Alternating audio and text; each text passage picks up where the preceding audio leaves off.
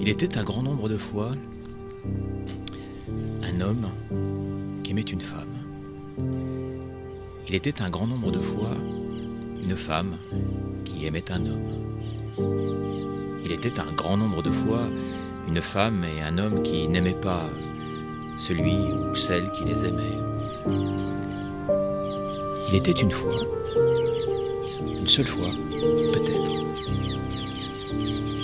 une femme et un homme qui s'aimaient.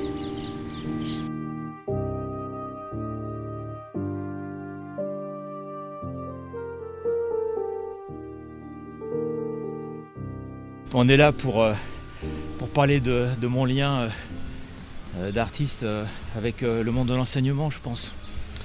Donc c'est un lien qui est fort pour moi. Et puis après, c'est vrai que quand on a parlé de trouver un lieu où on pourrait parler de tout ça, j'ai immédiatement pensé au Mont Valérien. C'est un endroit que je connais bien maintenant. C'est un endroit dans lequel je travaille, notamment pour la lecture des lettres de fusillés.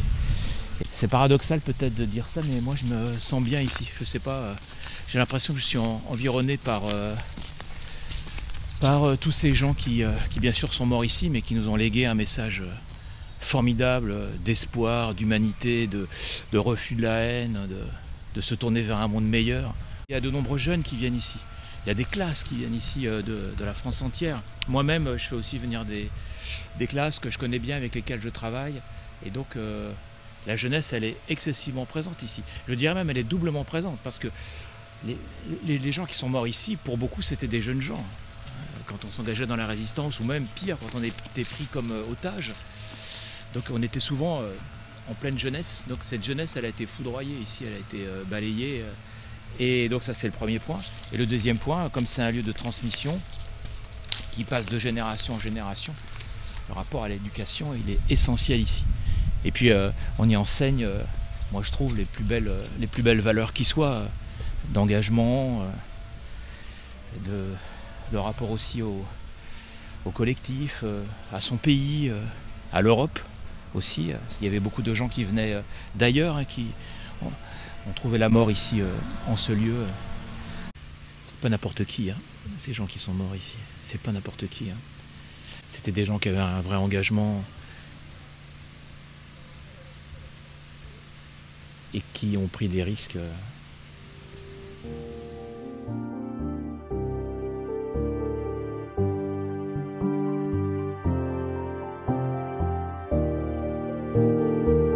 C'est avec ma compagnie, donc c'est ma compagnie qui s'appelle le Théâtre de l'Imprévu. Donc on est basé à Orléans et donc on travaille beaucoup sur l'histoire, la mémoire. Ce sont des thématiques qui me sont vraiment propres, chères.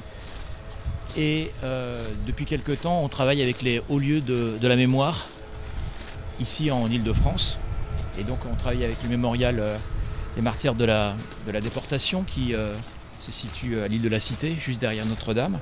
Et puis depuis quelque temps, on travaille ici avec le Mont Valérien.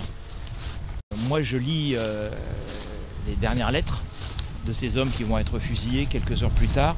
Et il y a une comédienne qui m'accompagne en fait, et elle lise la biographie en fait de l'homme qui va mourir, qui a écrit ces derniers mots, pour qu'on se rende compte aussi de qui il était, de ce qu'il a fait dans sa vie, comment il en est arrivé là, comment il en est arrivé ici, à se retrouver face à un peloton d'exécution. Quel a été son engagement?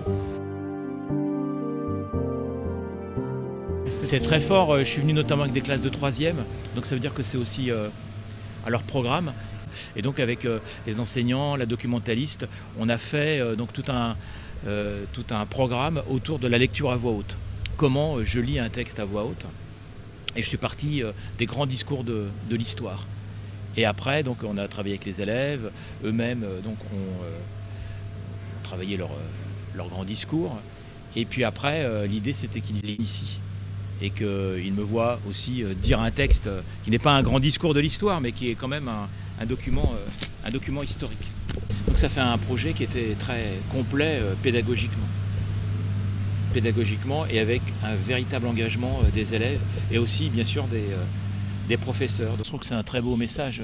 C'est un message qui est très positif. Transmettre quelque chose qu'on a appris et qu'on a envie de redonner à quelqu'un. Je pense que c'est un acte généreux que de transmettre. On ne garde pas les choses pour soi, on les redonne à d'autres, des choses qui nous ont bouleversés, qui nous ont profondément touchés. On a envie que d'autres jeunes, puisque notamment c'est par rapport à d'autres générations, que d'autres générations connaissent je sais pas, le même éblouissement. Je travaille de partir de l'école primaire, je dirais, jusqu'à l'université. Après, j'aime bien, moi, les lycéens, parce que j'aime bien l'adolescence. C'est vraiment une partie de notre existence qui me touche le plus. Il y a beaucoup d'artistes en fait qui disent qu'ils prennent appui sur leur enfance. Alors moi, pas du tout. C'est pas que mon enfance n'était pas heureuse ou inintéressante, mais je sais pas. C'est pas dans mon enfance que je vais puiser artistiquement un terreau, un humus. C'est vraiment l'adolescence.